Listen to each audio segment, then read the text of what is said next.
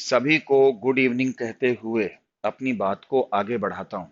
बेटा, पहली बात तो जिन बच्चों ने आज मेरी क्लास लगाई है या लगाने का आज उनका फर्स्ट डे है, जब तक आज हम शायद फोर्थ या फिफ्थ लेक्चर में हैं, जब तक आप हमारी पुरानी वीडियोस नहीं देखोगे जो कि सिस्टम पे पड़ी हुई हैं, तब तक हो सकता है चीजें आपको कम समझ में आए या ना भी आए। लेकिन जब तक पुराना अपना सिलेबस पूरा नहीं करोगे तब तक बात नहीं बनेगी। सबसे पहले बच्चों से ये पूछना चाहता हूँ कि अभी तक मैंने आपको ये जो पहला चैप्टर केमिस्ट्री का पढ़ाया है, मैं बता दूं मैंने क्या क्या पढ़ाया है। एटॉमिक मास के बारे में पढ़ाया है, मॉलिक्यूलर मास के बारे में पढ़ाया है, रिलेटिव डेंसिटी के बारे में पढ़ाया है, 6 लॉ पढ़ा दिए हैं, और अवागाड्रो लॉ का एप्लीकेशन चल रहा था। और पिछले लेक्चर में मैंने एक फार्मूला डिराइव किया था कि मॉलिक्यूलर मास इक्वल टू होता है 2 वेपर डेंसिटी। तो वो किस तरीके से डिराइव्ड होता है वो मैंने आप सभी को बता दिया था। ठीक है, तो सारे बच्चे मुझे पहले ये बताओ कि उस डेरिवेशन तक जिन्होंने मेरी रेगुलर क्लासेस लगाई हैं उन्हें कोई दिक्कत तो नहीं, और अगर है तो किस पॉइंट में है, और नहीं है तो मैसेज बॉक्स में फटाफट टाइप कर दो, सो दैट कि मैं समझ पाऊं कि आपको कोई डाउट्स नहीं है। अगर प्रॉब्लम होगी तो उन्हीं बच्चों को हो सकती है जो रेगुलरली क्लास में प्रेजेंट नहीं है, मोर एवर उन्होंने पुराना होमवर्क कंप्लीट नहीं किया है, तभी उन्हें थोड़ी बहुत दिक्कत हो सकती है। ठीक है, तो अब बेटा, मैंने पीछे भी कहा था अवागैड्रो का लॉ। चलिए पढ़ाई आज की शुरू करते हैं। पेन कॉपी हाथ में ले लीजिएगा। अवागैड्रो लॉ क्या कहता है कि अगर दो गैसेस का प्रेशर, वॉल्यूम और टेम्परेचर इक्वल हो तो हमेशा मॉलिक्यूल्स भी जो होते हैं वो इक्वल होते हैं, सेम होते हैं। ठीक है, ऐसे ही बोला था मैंने। उसका एप्लीकेशन अब हमें पढ़ना है। अब जो मुझे पढ़ाना है वो ये है कि बच्चों, एप्लीकेशन एप्लीकेशन आपका जो नंबर है वो 2 पे मैं डिस्कस करूंगा। एप्लीकेशन नंबर 2 किसका? अवागैड्रो लॉ का। चलिए आज से शुरुआत करते हैं। मंडे है, वीक की शुरुआत है, बहुत ध्यान से पढ़िएगा। बहुत इंपॉर्टेंट लेक्चर ये लाइफ के चल रहे हैं। अगर आपने क्लास मिस की तो बहुत नुकसान में आ जाओगे। ठीक है भाई, और जिन बच्चों का मैंने नाम नहीं बोला है मैंने उनकी भी नमस्ते ले ली है। अब नमस्ते वाली फॉर्मेलिटीज छोड़ देते हैं और आगे बढ़ते हैं। देखो, आज मैं आपको पढ़ाने वाला हूं कि एक जीएमवी लॉ होता है। आज मैं पढ़ाने वाला हूं कि एक जीएमवी लॉ होता है, और ये अवागाड्रो लॉ से निकला हुआ लॉ है। ये क्या चीज होती है उसके बारे में कहा जाता है, जी का मतलब तो हो गया ग्राम, ठीक है, एम का मतलब होता है मोलर, और वी का मतलब होता है वॉल्यूम। ठीक है, तो ग्राम मोलर वॉल्यूम लॉ, इसको हम जीएमवी लॉ कहते हैं। ये लॉ क्या है पहले मैं आपको बता देता हूं। ये लॉ सिर्फ गैस के लिए एप्लीकेबल है। और पता है ये लॉ क्या है? देखो कि अगर एक कंटेनर में एक गैस भरी है, चलो मैंने मान लिया कि यहां पर नाइट्रोजन गैस भरी हुई है, ठीक है, और मैंने इसके ऊपर टेम्परेचर लगा रखा है, स्टैंडर्ड टेम्परेचर एंड प्रेशर। ठीक है भाई, स्टैंडर्ड टेम्परेचर एंड प्रेशर। तो अगर नाइट्रोजन गैस है और इस पे एसटीपी कंडीशन लगा रखी है, यानी स्टैंडर्ड टेम्परेचर और प्रेशर लगा रखा है, ठीक है, तो और इसके अंदर जो गैस है, मान लो उसका वॉल्यूम जो है वो 22 लीटर है। 22.4 लीटर है। उसका जो वॉल्यूम है वो 22.4 लीटर है। तो आपको ये पता है नाइट्रोजन गैस का ग्राम मालिकुलर मास, मैंने पीछे पढ़ाया था, ग्राम मालिकुलर मास यानी मालिकुलर मास ग्राम में तो 28 होता है, तो उसको आप ग्राम में लिखेंगे तो क्या होगा, 28 ग्राम हो जाएगा। ठीक है। पता जीएमवी लॉ क्या कहता है, कोई भी गैस हो, कंडीशन एसटीपी हो, उस गैस का वॉल्यूम जो हो वो 22.4 लीटर हो, इतनी कंडीशन हो, तो इस गैस का कुछ मास भी तो होगा। वो मास हमेशा ग्राम मालिकुलर मास के बराबर होगा। वो नाइट्रोजन के केस में 28 ग्राम होगा। तो आप मुझे ये बताओ कि नाइट्रोजन का 28 ग्राम मास कब होता है। तो आप कहोगे अगर मैं नाइट्रोजन गैस लूं, एसटीपी कंडीशंस अप्लाई करूं, एसटीपी, और उस पे वॉल्यूम कितना ले लूं, 22.4 लीटर ले लूं, तो उसका मास 28 ग्राम होगा। 28 ग्राम होगा। अब आप कहोगे, मैं थोड़ा सा आपको बताता हूं, आप लोगों ने 9th 10th में थोड़ा थोड़ा मोल कॉन्सेप्ट पढ़ा होगा, बेशक आप मेरे से ना पढ़े हो। मैंने जिनको एनटीएससी की तैयारी करवा रखी है उनकी बात करो तो 22.4 लीटर है ना, इसको शायद बच्चों को पता होगा। 22.4 लीटर को हम मोलर वॉल्यूम कहते हैं, यानी एक मोल के वॉल्यूम को हम 9th क्लास में ही पढ़ते थे, 22.4 लीटर बोलते हैं। हो सकता है 9th में पढ़ा हो सकता है आपने 10th में पढ़ा हो। ठीक है। और अगर नहीं पढ़ा है तो इसका मतलब आप लोगों की 9th 10th की पढ़ाई किसी बेकार जगह पे हुई है। अब मैं उसके बारे में ज्यादा कमेंट नहीं करना चाहता। ठीक है ना। तो मैं ये कहना चाहता हूं वो ये है, 22.4 लीटर होता है मोलर वॉल्यूम, यानी ये एक मोल गैस का वॉल्यूम होता है। ठीक है। तो इसीलिए इसका नाम क्या पड़ा, ग्राम मोलर वॉल्यूम लॉ। मतलब देखो, एक तो ग्राम की बात हो रही है, एक 22.4 लीटर की बात हो रही है, जिसको हम क्या कहते हैं, मोलर वॉल्यूम कहते हैं। जिसको हम क्या कहते हैं, मोलर वॉल्यूम कहते हैं। तो इसी को ही हम जीएमवी लॉ कहते हैं। मतलब मोलर वॉल्यूम का जो मास होता है एसटीपी पर, वो ग्राम मालिकुलर मास होता है। इसीलिए हम इस लॉ को जीएमवी लॉ कहते हैं। देखो मेरी बात सुनो, जब तक आप इन स्टेटमेंटों की फीलिंग डेवलप नहीं करोगे, मैं पढ़ाया जाऊं आपको, उसका कोई फायदा नहीं है। लेकिन जब आप चीजों को समझते हो कि यार क्या टीचर कहने की कोशिश कर रहा है, डेरिवेशन तो हम बाद में करेंगे ये कहां से आया, लेकिन एक बात सुन ले भाई, कोई भी गैस हो, कंडीशन एसटीपी हो, और उस गैस का वॉल्यूम हमने ले रखा हो 22.4 लीटर, तो उसका मास तो होगा, वो उसके ग्राम मालिकुलर मास के बराबर होगा। और इसी को ही हम जीएमवी लॉ कहते हैं। समझे भाई। तो बेटा इस बात को सुन लो, अच्छी तरीके से देख लो, जान लो। और इस तरीके से हम लोगों ने जो आपसे बात कही है, उसको मैं थोड़ा सा एक और एग्जाम्पल के तरीके में समझाने की कोशिश करूंगा। देखो, आजकल देश में ऑक्सीजन की भारी कमी है, सब जानते हैं भाई, लोग मर रहे हैं ऑक्सीजन की वजह से। तो भाई मेरे ऐसा है, इस कंटेनर में मैंने ऑक्सीजन गैस ली। ठीक है भाई, कंडीशन कितनी ले ली, एसटीपी ले ली। इसका वॉल्यूम कितना ले लिया, 22.4 लीटर ले लिया। ले लिया।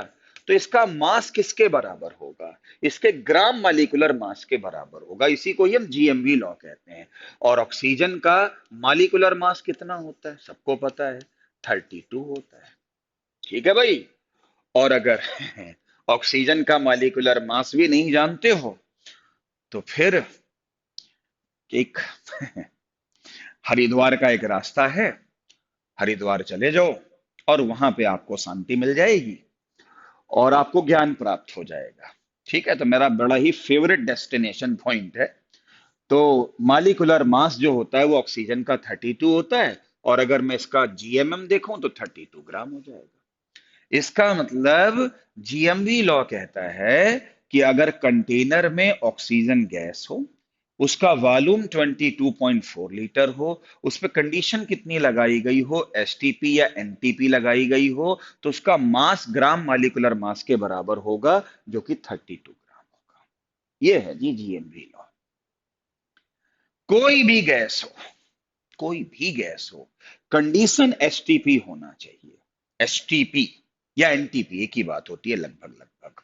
ठीक है। और उसका जो वॉल्यूम होना चाहिए वो 22.4 लीटर होना चाहिए। तो उसका मास आप जीएमएम के बराबर ले सकते हो, और इसी को ही हम जीएमवी लॉ कहते हैं। पहले तो मुझे एक बात बताओ, जीएमवी लॉ क्या कहता है शॉर्टकट में? देखो, कोई भी गैस हो, गाना गाओ, कोई भी गैस हो, कंडीशन एसटीपी हो या एनटीपी हो, ठीक है, तो उसका मास क्या होगा? उसका मास उसके जीएमएम के बराबर होगा, और इसी को ही हम जीएमवी लॉ कहते हैं। अब मैं आपको, पहले तो मैं इस पे जोर दे रहा था कि जीएमवी लॉ क्या कहना चाहता है। अब मैं आपको बताना चाहता हूं कि ये रिजल्ट कैसे आया। मैं इसका डेरिवेशन कहना चाहता हूं। एनसीईआरटी में गिवन भी है।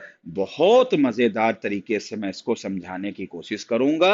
और अब मुझे, सारे बच्चे मुझे ये पहले बताओ कि जीएमवी लॉ क्या कहना चाहता है। ये समझ में आया? फिर मैं आगे चलूं, पहले मुझे यस या नो बता दीजिए। मैसेज बॉक्स में जाइए, फटाफट टाइप कर दीजिए, मैं देखना चाहता हूं। जल्दी बताओ, जल्दी बोलो।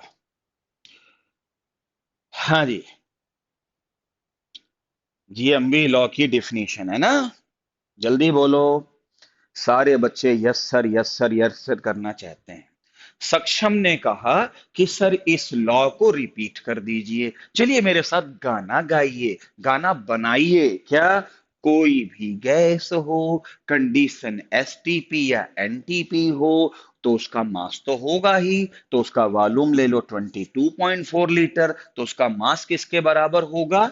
उसके ग्राम मालिकुलर मास के बराबर होगा। वो कहीं 28 ग्राम होगा, वो कहीं 32 ग्राम होगा, कहीं कुछ होगा। ठीक है भाई? तो अब मैंने आपको पहले बहुत ही, इसके बाद पूरा समझाने के बाद मैं आईआईटी जेई का और नीट में आए हुए क्वेश्चन को डिस्कस करूंगा। लेकिन सबसे पहले मैं आपको इस रिजल्ट को प्रूफ कर देता हूं, क्योंकि डेरिवेशन आपके यूटी एग्जाम्स में आते हैं। तो देखो कैसे।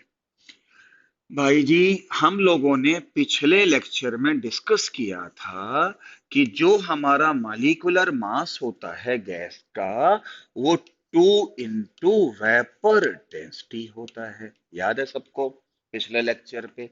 बिल्कुल याद है। और वेपर डेंसिटी क्या होता है? Density of gas divided by density of hydrogen gas. ये भी समझ में आ गया होगा। तो density of gas divided by density of hydrogen gas. ऐसे ही था ना? अच्छा, आगे बढ़ते हैं। 2 क्या लिखा है? Density of gas. डेंसिटी क्या होती है? मास ऑफ सर्टेन वॉल्यूम, होता है ना? अब तुम क्या करो, सर्टेन वॉल्यूम कुछ भी हो सकता है। 1 लीटर, 2 लीटर, 10 लीटर, 1 लीटर ले लो। तो मैं यहां क्या लिखूंगा? डी ऑफ गैस की जगह पे मास ऑफ, आगे, 1 litre of gas, mass of 1 litre of gas. और मैंने कहा था, जब वॉल्यूम निश्चित होता है तो टेम्परेचर और प्रेशर भी निश्चित होता है। तो मैंने यहां लिख दिया एट एसटीपी, और डिवाइडेड बाई, मैं बाद में बात करूंगा। पहले बताओ, क्या मैं डेंसिटी ऑफ गैस की जगह पे, मैंने फ्राइडे को क्या लिखा था? फ्राइडे को क्यों, सैटरडे को क्या लिखा था? मास ऑफ सर्टेन वॉल्यूम, देखा ना? अब मैंने सर्टेन वॉल्यूम की जगह पे 1 लीटर ले लिया है, तो मैंने लिख दिया मास ऑफ 1 लीटर ऑफ गैस। उस दिन भी मैंने एसटीपी लिखा था, आज भी मैंने लिख दिया। क्या रीजन दिया था? कि अगर वॉल्यूम की बात होगी तो टेम्परेचर और प्रेशर की बात होगी, वो कुछ भी हो सकता है। तो अपने लिए सबसे इंपॉर्टेंट क्या है? एसटीपी या एनटीपी। अब नीचे आता है डेंसिटी ऑफ हाइड्रोजन गैस, तो यहां भी क्या लिखेंगे? मास ऑफ सर्टेन वॉल्यूम वहां भी था, तो अगर यहां सर्टेन वॉल्यूम 1 लीटर है तो यहां भी लिख लो 1 लीटर ऑफ क्या, कौन सी गैस? Hydrogen gas. और यहां भी क्या लिख लो? Eight STP. वो आपने दोनों को सेम दे रखा है, लिख दिया ऐसे। आई थिंक मेरे हिसाब से किसी को प्रॉब्लम तो नहीं होना चाहिए, है ना भाई? और प्रॉब्लम होगी तो हो ही नहीं सकती। जिसने मेरी रेगुलर क्लास लगाई है और मन से पढ़ा है, दिक्कत हो ही नहीं सकती। अब आ जाओ बेटा, देखो लेफ्ट हैंड साइड में क्या है? मॉलिक्यूलर मास है, equal to two into two into two into के बाद क्या स्थिति बनेगी? ऊपर क्या लिखा है? Mass of 1 litre, mass of 1 litre of gas at STP ले सकते हो आप। ठीक है, क्लियर है? इसको तो छेड़छाड़ करो नहीं। नीचे क्या लिखा है? Mass of 1 litre of hydrogen gas STP. इसकी जगह पे मैं लिखूंगा 0.089 ग्राम। सर आपने ये क्या लिख दिया? भाई मैं बता देता हूं कि मैं क्या लिखने जा रहा हूं, ठीक है? तो सुन लो, देखो ऊपर तो पता नहीं गैस कौन सी है, लेकिन नीचे पता है हाइड्रोजन गैस का। एसटीपी पर 1 लीटर गैस का, हाइड्रोजन गैस का मास जब हम निकालते हैं तो वो कितने ग्राम आता है? ये आता है, मास इतना आता है 0.089 ग्राम। तो यहां लिख सकता हूं मैं कि भाई 1 लीटर हाइड्रोजन गैस का जो मास है वो एसटीपी पे इतने ग्राम होता है। चलो भाई अच्छी बात है अगर इतने होता तो। अब यूनिट मास की कितनी हो गई? ग्राम। तो एक काम करो, एक ग्राम इधर ले लो यूनिट के हिसाब से, वो ग्राम इधर ले लो, तो यहां क्या हो जाएगा? एमएम की जगह पे जीएमएम। अरे भाई, जब मास आएगा तो मास की यूनिट होगी ग्राम, वो ग्राम मैंने इधर ले लिया तो यहां जीएमएम हो गया। और अगर आप 2 को 0.089 से डिवाइड करोगे तो 22.4 आएगा। तो दिस अपॉन दिस की जगह पे आप क्या लिख सकते हो? 22.4। या और आगे क्या लिखा है? मास ऑफ, आगे क्या है? 1 लीटर ऑफ गैस एट क्या बेटा? एसटीपी। इसका मतलब मास of 1 litre of the gas at STP को 22.4 से मल्टीप्लाई कर दो तो वो उसके जीएमएम के बराबर आता है। थोड़ा इसको और सिंप्लीफाई कर दो, लेफ्ट हैंड साइड में क्या लिखा है? जीएमएम। 1 लीटर को किससे मल्टीप्लाई करा है? 22.4 लीटर। क्या मैं इसको ये लिख सकता हूं? मास ऑफ 1 लीटर इंटू 22.4 को मैं क्या लिख सकता हूँ? 22.4 litre of gas at STP. क्या बच्चों, ये मैंने जो लाइन यहाँ पे प्रूफ कर दी और जिसको मैंने बॉक्स में ले लिया, अब जरा सभी बच्चे इस बॉक्स के रिजल्ट को समझें, जानें और देखो मैंने क्या लिख दिया है या क्या प्रूफ कर दिया है। कोई भी गैस हो, कंडीशन एसटीपी हो, वॉल्यूम कितने लीटर हो? 22.4 लीटर। उसका मास हमेशा किसके बराबर होता है? जी एम के बराबर होता है।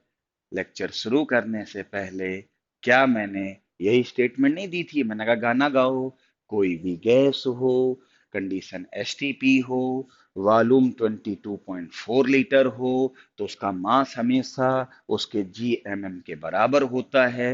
लीजिए डिराइव्ड हो गया। इसी को ही हम जी एम वी लॉ कहते हैं और इसका डेरिवेशन आवागाड्रो से निकला है। ये कॉन्सेप्ट भी सिर्फ गैस के लिए एप्लीकेबल है। उम्मीद करता हूं कि आपको समझ में आ गया है।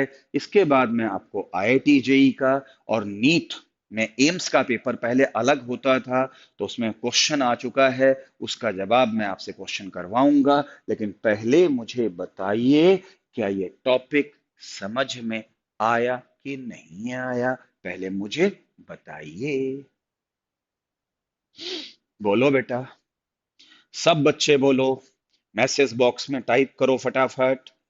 मैं समझ पाऊं कि आप समझ पा रहे हो कि नहीं समझ पा रहे हो। जल्दी बोलो बेटा, जल्दी बोलो। इसी को मैंने प्रूफ किया था। सक्षम कह रहा sir you are the wizard of chemistry. अरे नहीं भाई, नमस्ते।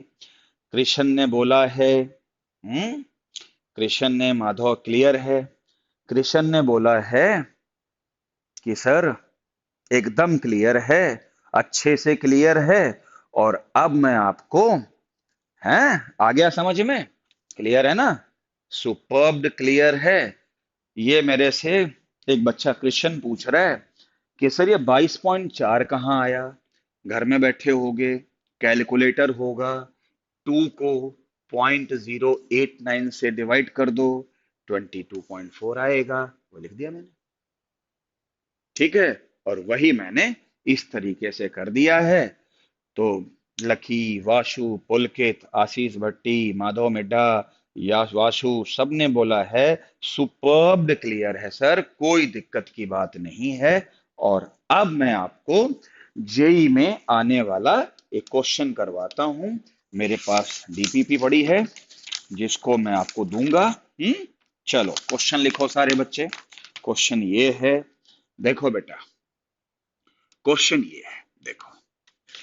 इन्होंने कहा है कि 5.6 लीटर, नोट करो, 5.6 litre of gas at NTP, at NTP equal to, equal to 8 gram, equal to 8 ग्राम।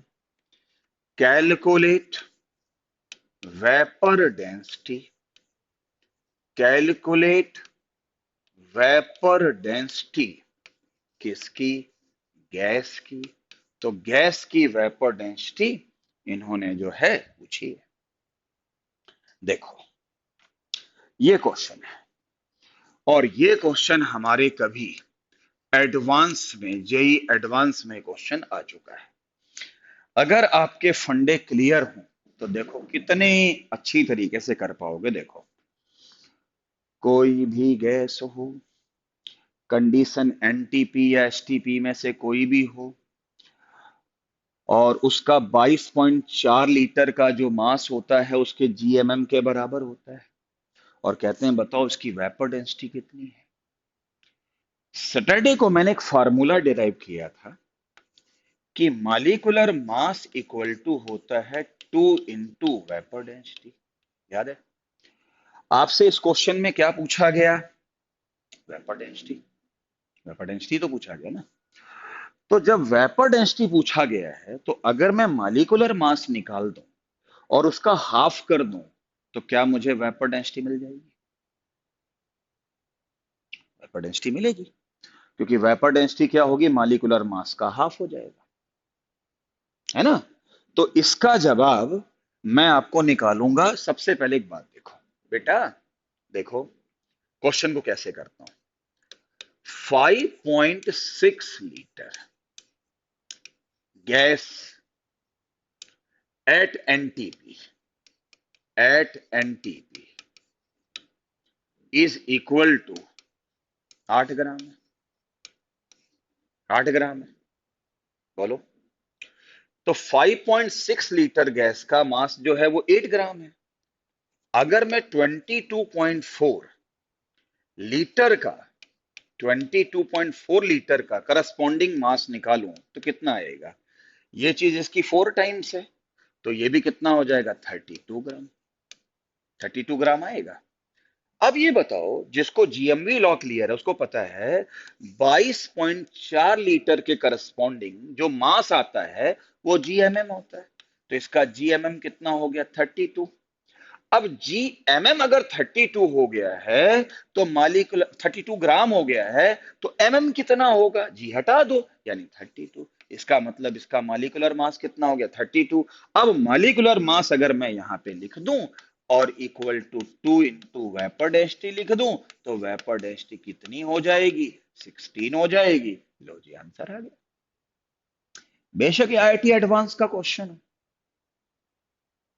ठीक है, फटाफट कर लिया।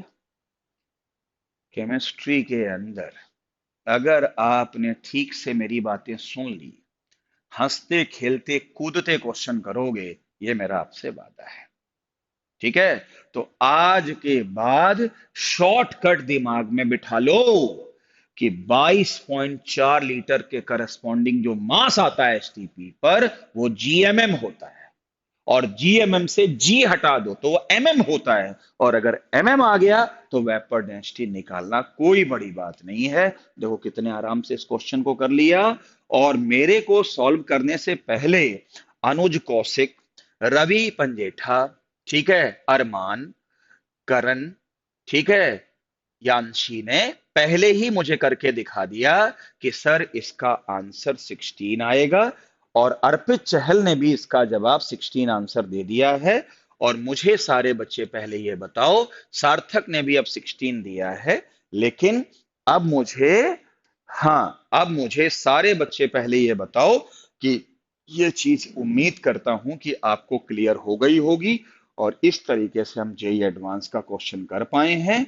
और अपने दिमाग में बहुत ठंडा करके सोचो क्या, कि 22.4 लीटर के करस्पॉन्डिंग जो मास होता है किसी भी गैस का, वो उसके जीएमएम के बराबर होता है, लेकिन शर्तें लागू, जैसे नहीं, शर्तें लागू मतलब जैसा नहीं, कोई सेल होती है तो कंडीशन अप्लाइड। तो 22.4 लीटर के करस्पॉन्डिंग मास जीएमएम तब होगा जब कंडीशन एसटीपी होगी और गैस होगी। तो ये शर्तें लागू होनी चाहिए। तुम कहीं ये कॉन्सेप्ट सॉलिड और लिक्विड में ना लगा देना, तो सारा पढ़ाया लिखा बेकार हो जाएगा। और अब मुझे उम्मीद है कि आपको यह समझ में आ गया होगा। देखो कितनी आसानी से हम क्वेश्चन को कर ले गए। फटाफट मुझे बताइए अच्छे से क्लियर हो गया कि नहीं। और अब जाके एवोगाड्रो लॉ की सारी एप्लीकेशन खत्म हो गई। अब मैं मोल कॉन्सेप्ट शुरू करने जा रहा हूं। इसका मैंने एक छोटा सा क्वेश्चन भी आपको करवा दिया, और करवाऊंगा, थोड़ा सा आगे पढ़ा लेने दो। अभी तक बोलो बेटा सब कुछ क्लियर है कि नहीं? रवि पंजेठा, सर इसमें मोल निकालकर जीएमएम निकालकर कर सकते हैं क्या? नहीं, देखो तरीके तो बहुत हो सकते हैं, लेकिन जो हम इस वक्त पढ़ा रहे हैं रवि पंजेठा, उसमें हम उसी का इस्तेमाल बताएंगे जो हम आपको पढ़ा रहे हैं। और आपको अपने दिमाग में ये चीजें अच्छी तरीके से बिठा लेनी है, ये ध्यान रखना, ये बेसिक कॉन्सेप्ट हैं। अगर आपको ये चीजें नहीं आएंगी तो आप न्यूमेरिकल कर ही नहीं पाओगे, ये बात अच्छी तरीके से सुन लीजिएगा। अब जिसने मेरा लेक्चर वेपर डेंसिटी नहीं देखा, जिसने मेरा पुराना लेक्चर नहीं देखा, उसे हो सकता है ये बातें समझ में कम आए, या आ सकती है, मैं मना नहीं कर रहा हूं, लेकिन जब तक आप पुरानी वीडियो को चेक नहीं करोगे तब तक बात नहीं बनेगी। ये बात अच्छी तरीके से सुन लीजिए। और अब जो है मैं शुरू करने जा रहा हूं, ठीक है, नया टॉपिक। और अब ये चैप्टर शुरू हो गया जिसको हम मोल कॉन्सेप्ट के रूप में जानते हैं। और जब ये हमारा कॉन्सेप्ट, मोल कॉन्सेप्ट अब शुरू हो गया है, और अब बेटा ध्यान से सुन लो, अब हम इस चैप्टर के मेन हिस्से में एंट्री कर चुके हैं। ध्यान रखिएगा, मोल आपके लिए बहुत अनमोल है, मोल आपके लिए बहुत अनमोल है। और अगर ये चीजें आपको नहीं पता होंगी तो बहुत दिक्कत में आएंगे। आज मेरी बच्चों से होमवर्क ये रहेगा कि जो आपने 9th 10th में जितना भी मोल पढ़ा है रिवाइज कर लो, सो दैट कि मैं फिर कल से आपको जब चीजें समझाना शुरू करूं, पहले एक काम कर लेते हैं, पहले इसकी थ्योरी पढ़ लेते हैं। क्वेश्चन तो भी चलते रहेंगे। ठीक है, देखो एक्चुअली में जो मोल है ना, ये केमिस्ट्री की यूनिट है, यूनिट ऑफ केमिस्ट्री है। अगर ये यूनिट ऑफ केमिस्ट्री है तो ये डेली लाइफ में नहीं होती है। जैसे डेली लाइफ में यूनिट क्या होती है, मीटर, सेंटीमीटर, दर्जन, है ना। जैसे एक रेडी वाले के पास भी गए और आपने कहा भाई 1 दर्जन केले चाहिए, तो 12 तुरंत निकाल के दे देगा, उसको पता है 1 दर्जन का मतलब 12 होता है, वो यूनिट पता है उसको। लेकिन तुम जाके उसको कहो जी मुझे 1 मोल बनाना चाहिए, तो कहेगा है क्या कह रहे हो, 1 मोल। तो बोलो जी 1 मोल मेरे को बनाना चाहिए, तो कहेगा भाई मेरे पास तो है नहीं, पड़ोस के पास देख ले। और जब वहां से चले जाओगे तो अगर मेरे से क्या बोलेगा, ए अजीब अजीब से पागल लोग आ जाते हैं, पता नहीं क्या मांग रहे थे, बोले जी 1 मोल दे, तो ये क्या चीज होती है भाई। ठीक है, तो ये पढ़े लिखे की यूनिट है, जो पढ़े लिखे लोग होते हैं उनकी यूनिट है। और ये जो दर्जन, मीटर, सेंटीमीटर, ये इलिटरेट भी जानते हैं। तो अगर आप इलिटरेट से अलग होना चाहते हो तो आपको ये सीखना पड़ेगा, it is the unit of chemistry. Mole एक यूनिट है, ठीक है, और हर यूनिट का एक मतलब होता है। उसी प्रकार से मोल का भी मतलब क्लास 9th में कम से कम समझाया जाता है। अगर मैं उसी पोर्शन को रिप करूं तो मोल का मतलब नंबर में भी समझाया जाता है, मोल का मतलब मास के लिए भी अप्लाई होता है, मोल का मतलब वॉल्यूम के लिए भी, मोल का मतलब वॉल्यूम के लिए भी होता है। जो नंबर होता है वो सॉलिड, लिक्विड और गैस तीनों पे एप्लीकेबल होता है। जो मास वाला मेथड है वो भी सॉलिड, लिक्विड और गैस तीनों के लिए एप्लीकेबल होता है। लेकिन जो वॉल्यूम वाला कंसेप्ट है वो सिर्फ गैस पे एप्लीकेबल होता है, किसी को पता ना नहीं। ठीक है, थोड़ा सा मजाक कर लिया यार, क्या बात है। जो वॉल्यूम वाला जो केस है वो सिर्फ गैस के लिए एप्लीकेबल। ठीक है, 9th क्लास में जो भी बच्चा अपने स्कूल से पढ़ के आ रहा हो, ठीक है, आईसीएससी वाले तो कुछ अच्छा पढ़ के आते हैं, लेकिन उन्हें नंबर और मास में कोई प्रॉब्लम नहीं है। ठीक है भाई, तो अब मुझे सबसे पहले मैं आपको बताता हूं मोल इन टर्म्स ऑफ नंबर। जैसे 1 दर्जन की नंबर कितनी होती है, 12। उसी तरीके से 1 मोल इस दुनिया में कोई भी पार्टिकल ले लो, उसकी नंबर हमेशा 6.02, आगे छोड़ो, इंटू 10 की पावर 23 होती है, यानी पार्टिकल्स होती है, पार्टिकल्स होती है। आपने पढ़ा होगा, हम इसे अवोगाड्रो नंबर कहते हैं, अवोगाड्रो नंबर कहते हैं।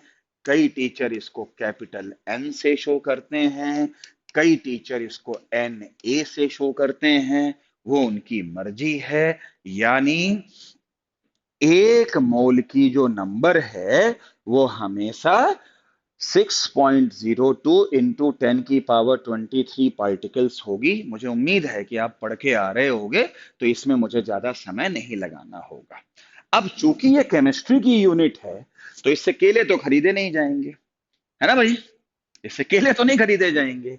इससे क्या खरीदे जाएंगे, केमिस्ट्री में क्या होता है, एटम्स होता है, मॉलिक्यूल्स होता है, क्यों भाई, आयंस होते हैं, ठीक है भाई, इलेक्ट्रॉन होते हैं, प्रोटॉन होते हैं, न्यूट्रॉन होते हैं।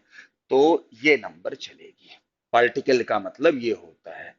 एक मोल, 1 मोल जो है वो केले नहीं खरीदे जा सकते, क्योंकि 1 मोल में जरा संख्या देखो, 6.02 इंटू 10 की पावर 23, कितनी बड़ी नंबर है ये। इतनी नंबर तो जीन क्या पूरे इंडिया में ढूंढोगे तो आपको नहीं मिलेगी। ठीक है, तो मुझे उम्मीद है कि आपको mole concept in terms of number समझ में आ गया होगा, इन टर्म्स ऑफ नंबर समझ में आ गया होगा क्या?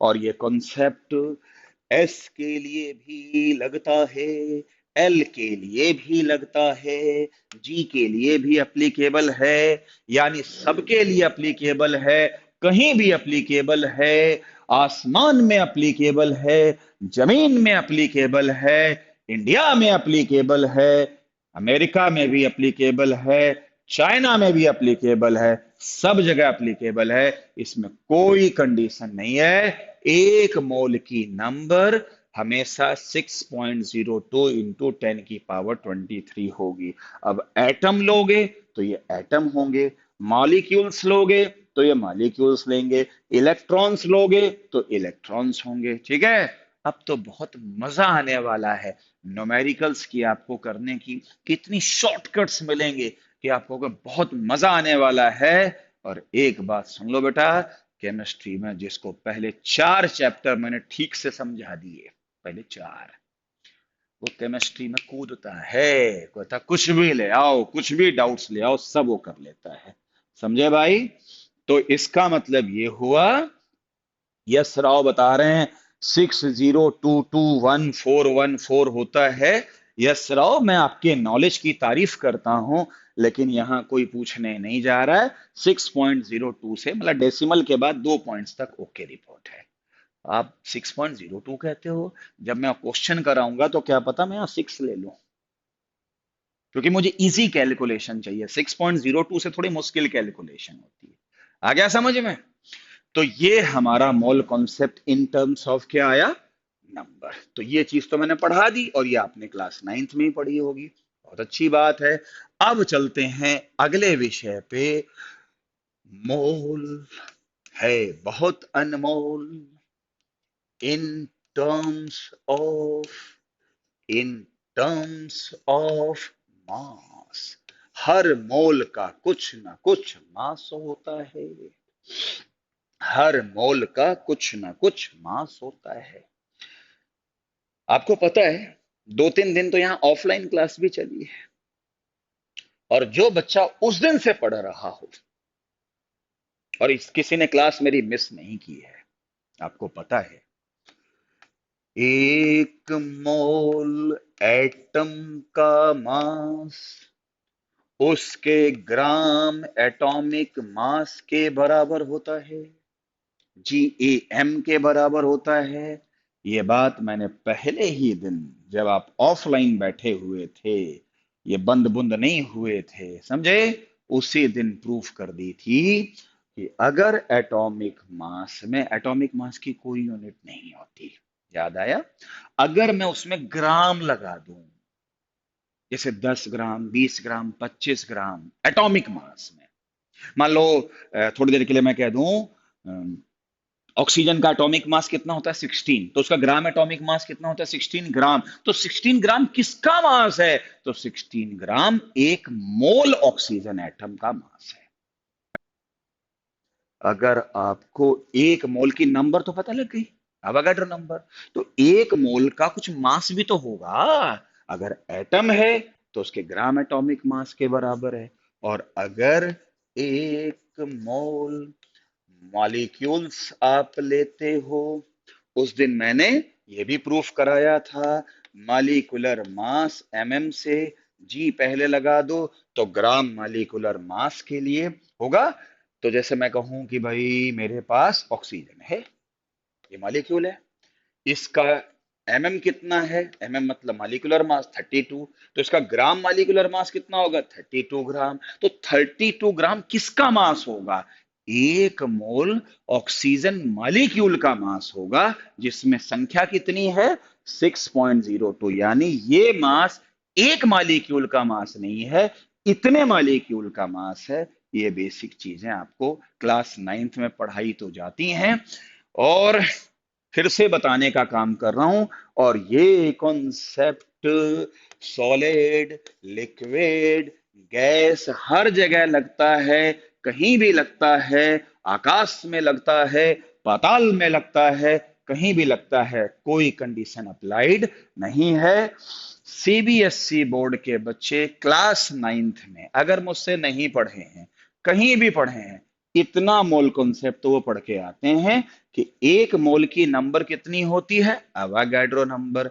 एक मोल का मास क्या होता है, अगर एटम है तो ग्राम एटॉमिक मास, मॉलिक्यूल है तो ग्राम मॉलिक्यूलर मास। ये चीजें कैसे होती हैं, जब आप पहले दिन ऑफलाइन आए थे तो ये सारी चीजें मैंने प्रूफ करी थी, बताया था कि एटॉमिक मास क्या चीज होती है, mass of one molecule, mass of one atom क्या होता है, ग्राम एटॉमिक मास क्या होता है, वगैरह वगैरह वगैरह वगैरह वगैरह वगैरह, बहुत कुछ बताया था। अब आपको फिर आपसे रिक्वेस्ट करूंगा कि अगर आपने मेरी ये सारी वीडियोस नहीं देखी हैं तो आप फिर पिक नहीं कर पाओगे, और देख रखी हैं तो ये तो हलवा है, कोई बात ही नहीं है। सबसे पहले बताओ, मोल नंबर में बता दिया, मास में बता दिया, अभी इसमें बताने जा रहे हैं। लेकिन क्लास नाइन्थ में जितना पढ़ाया जाता है, क्या उतना मैंने आपको रिवाइज कर दिया? क्या क्लियर है बेटा? ठीक है, ध्यान से अब लेक्चर मिस मत करना, अच्छी तरीके से सुन लो। बहुत आसानी से न्यूमेरिकल्स आपको करवाए जाएंगे। फटाफट मुझे ये रिस्पॉन्स करके बता दो कि क्या यहां तक आपको क्लियर है। अब आज तो समय कम बचा है, कल से नाइन्थ क्लास का लेक्चर जो आपने पढ़ा है उसको रिवाइज करके बैठना। अब मैं बताने जा रहा हूं mole concept in, mole concept in terms of, in terms of क्या बेटा, वॉल्यूम। वॉल्यूम की बात हो रही है, ये क्या कहते हैं, ये condition only applicable, only applicable for gas. ये अप्लीकेबल हैं गैस के लिए, इनमें कंडीशन अप्लाई हो गई। एक मोल किसी भी गैस का वॉल्यूम, वॉल्यूम एट एसटीपी या एनटीपी पर हम ऑलमोस्ट 22.4 लीटर ही लेके चलते हैं, और ज्यादातर न्यूमेरिकल इसी डाटा से किया जाता है। कोई भी गैस हो, एक मोल हो, एक मोल हो, और उसका एसटीपी और एनटीपी कंडीशन दे रखा हो, तो उसका जो वॉल्यूम होगा वो 22.4 लीटर होगा। आज ही मैंने 22.4 लीटर को क्या बोला था, मोलर वॉल्यूम बोला था ना। क्या ये वॉल्यूम एक मोल का नहीं है ना, इसीलिए इसका नाम क्या पड़ता है, इसी को ही हम कहते हैं मोलर वॉल्यूम। लेकिन ये कंडीशन अप्लाई करने से पहले आपका दिमाग कान बिल्कुल खुला होना चाहिए। सर खुला क्या होना चाहिए? बोले भैया, खुले का मतलब होता है दिमाग बिल्कुल संतुलित होना चाहिए। आसपास ध्यान में, ये कंडीशन तब लगेगी जब गैस हो और एसटीपी और एनटीपी हो। अगर आपने इतना पढ़ा है तो मैं इसको थोड़ा सा, मतलब इसको कंक्लूड कर दूं। एक मोल नंबर हमेशा अवागाड्रो नंबर, जिसको हम एन बोलते हैं, और इस एन की वैल्यू कितनी, 6.02 इंटू 10⁻23।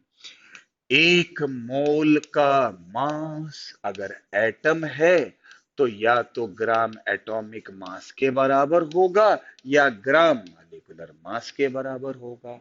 एक मोल का वॉल्यूम जो होगा वो गैस का एसटीपी पर और एनटीपी पर 22.4 लीटर होगा। ये कंडीशन सिर्फ गैस के लिए एप्लीकेबल, ये सॉलिड लिक्विड गैस सबके लिए एप्लीकेबल, ये भी सॉलिड लिक्विड गैस सभी के लिए एप्लीकेबल, लेकिन ये सिर्फ गैस के लिए होता है। तो थ्योरी तो भाई जी बस इतनी ही है। और अब मुझे ये पहले बताओ, देखो एक बात सुन लो, एक मोल कोई भी गैस हो और एसटीपी ना हो, एसटीपी ना हो, तब आप उसका वॉल्यूम 22.4 लीटर नहीं लिख सकते। ध्यान रखना, 1 मोल हो, एसटीपी ना हो, और आप 22.4 लीटर, फिर नहीं लिख सकते। फिर आप कहोगे फिर कैसे होगा, फिर आप कहोगे फिर कैसे होगा। हम्म तो ये सारी समस्याओं का समाधान मैं कल से करूंगा, लेकिन थोड़ा सा हिंट देके जा रहा हूं। 1 मोल गैस का वॉल्यूम 22.4 लीटर एसटीपी पे होगा, बिल्कुल होगा। मैं मना कब कर रहा हूं, बिल्कुल होगा, मैं मना ही नहीं कर रहा हूं, समझे। लेकिन अगर एसटीपी नहीं है तो एक फार्मूला है जिसको मैं आज डायरेक्ट बताऊंगा। वो फार्मूला है, आज नोट कर लो, कल एक्सप्लेन करेंगे।